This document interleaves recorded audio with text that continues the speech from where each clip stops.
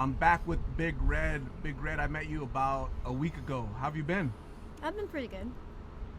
Same old out here, just working or what? Pretty much. I'm in a better situation where I'm sharing a room with somebody. You're in a bad situation? A better situation. Better situation. Yeah, I'm sharing a room with someone, so I'm not homeless anymore. Okay, that's great. Congratulations on that. Thank you. Yeah, so it's like a friend or what? No, it's a friend that I know. Okay. She needs some help with, financially. She couldn't afford the rent, so we go half and half. That's just better for both, right? Yeah. Just helping each other out. Mm-hmm. That's awesome. So you're off the streets, but sometimes you have to come to the streets to make money? Well, very much. Yeah. This is how I make my money. This is it. This is your job. How's it going today? It's very slow. Okay. So just kind of sitting out here.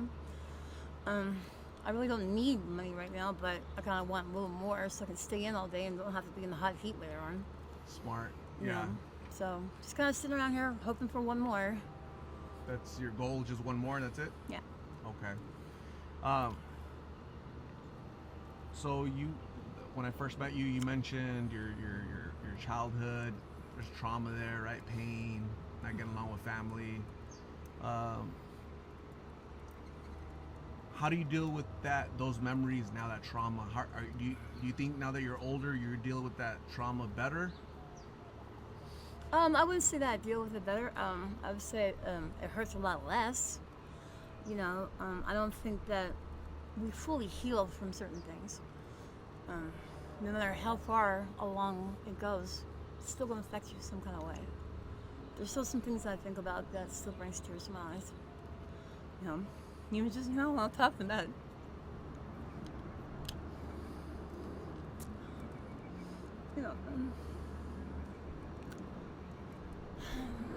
There's just some experiences that I went through that I don't think anybody should have gone through. As a little girl? Yeah. I'm sorry you went through all that, okay? And you're right. There's some things that'll never go away. They're etched in our memory, right? And some good things, and sometimes there's a lot of bad things, unfortunately. But it's how we deal with that. Well, the thing is that I really never was taught coping skills as a kid. I'm from the 80s, Gen X. And Gen X, we got whoopings. And that's how the parents dealt with us. Right. If we did something wrong, we got knocked down to the floor. You know what I mean? And we really didn't have too much parental vision. We had to go outside and play. As long as we were back by the time the street lights went out, everything was okay. They had a name for us. So I'm 50 years old. How old are you? 54. Okay, so we're about the same generation. So they used to call us latchkey kids. Do you know what that means? No. Do you remember latchkey kids? We were the kids that had keys to the house because we're from a single parent household, and Yeah. my mom was working, but I had a key to get in the house after school and just kind of clean up and eat and wait for mom to get home. Latchkey kids. I've never heard that before. Yeah, it's a true story. So you're right. My mom, that generation was, hey, I need you to help out, or you're gonna get your butt smacked, right? Yeah. Nowadays it's a lot different. Yeah. Too much coddling, too much excuses, and just too much of everything, right? And so that causes, I think it makes it worse, honestly. But so a little girl that's going through your trauma from back then, what should she do now?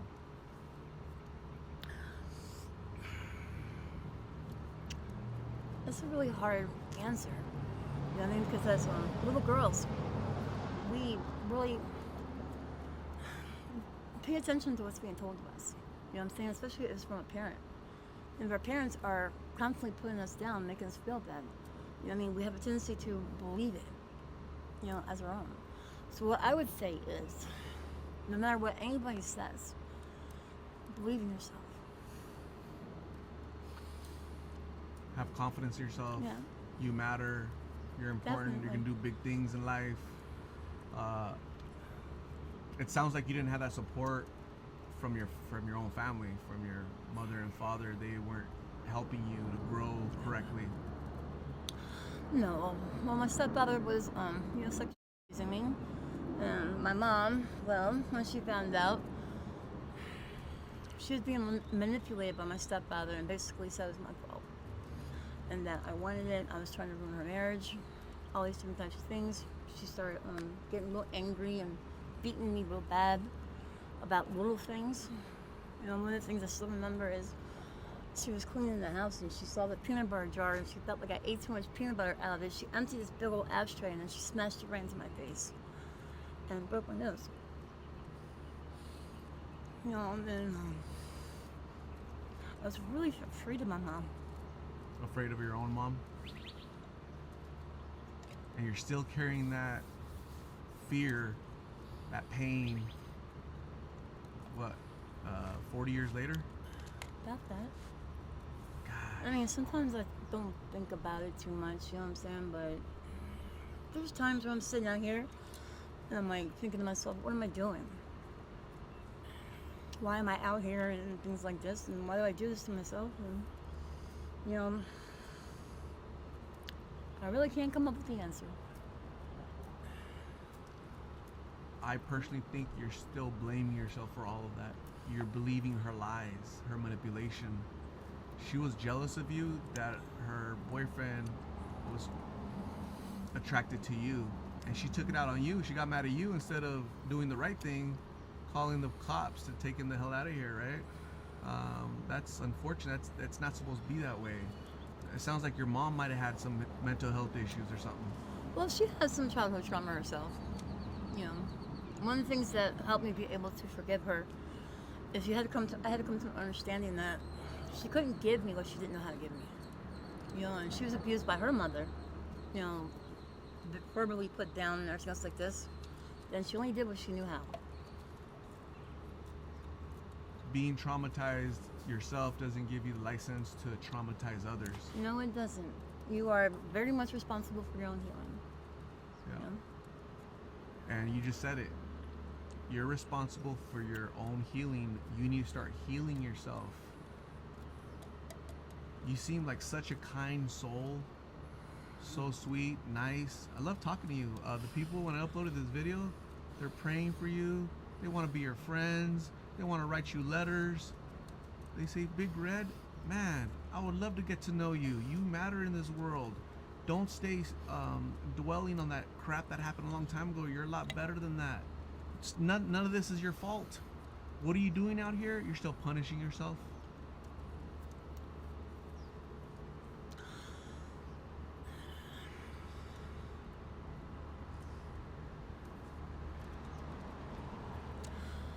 When I come out here, I don't think I'm punishing myself.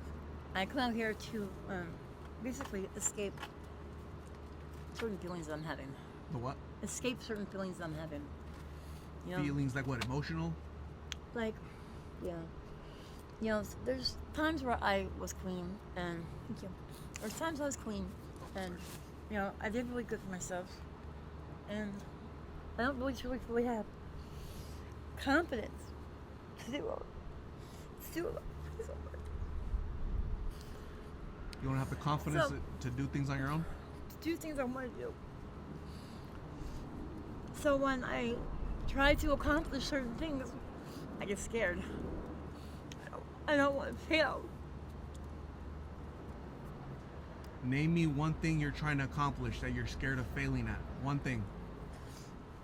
I had started my own business. Okay, what's that business? Catering. Catering. Oh my God, you have a passion for cooking? I am a cook. I am a chef. Okay, do it. We'll support you. We'll help you. Do it. Save some money. Earn some money. You're still young, right? 50 is young. 54 is young. Yes. This will be the next chapter in your life.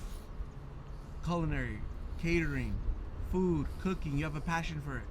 There it is. That's your answer. That's your ticket out of here. Just do it. Don't be fearful. People need to eat. I'll be your #1 customer. It's true. It's true. Do it.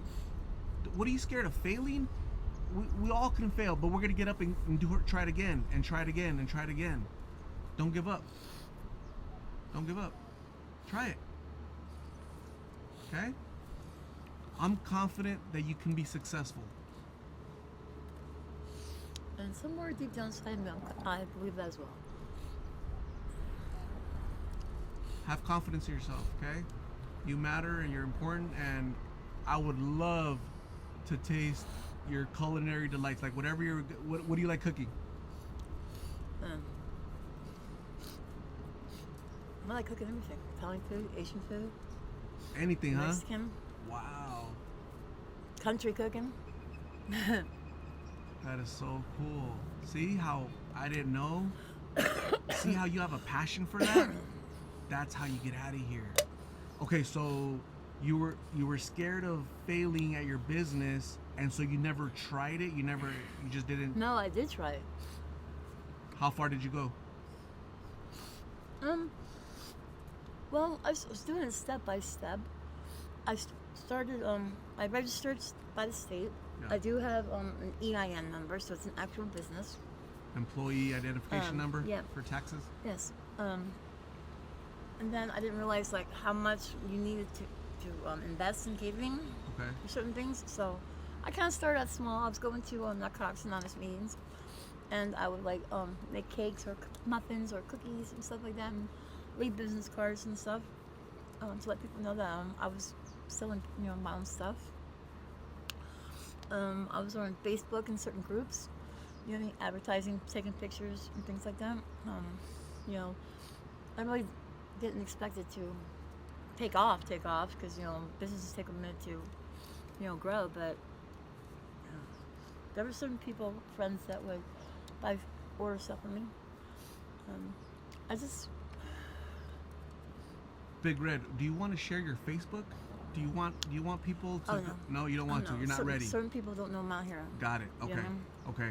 So when you're ready to do pastries, to sell food, let me know. We could advertise on YouTube, social media to get you. Sometimes you need a jump start. Yes. You're trying to do it all on your own, and that's admirable. That's amazing. That takes courage and balls. Okay? I think that's, again, that confidence is there. But it didn't take off the way you wanted it, and so you kind of went back into your shell. Right? Yeah. So try it again. Maybe you need a little boost. Okay? Mm-hmm.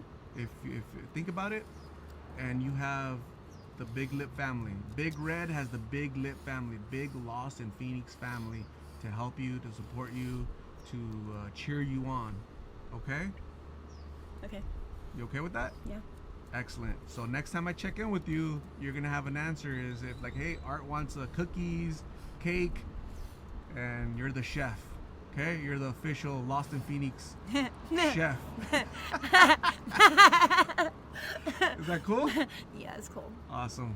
So, Big Red, thank you very much. I appreciate you. God bless you. We'll stay in touch, okay? Okay. Bye. Bye.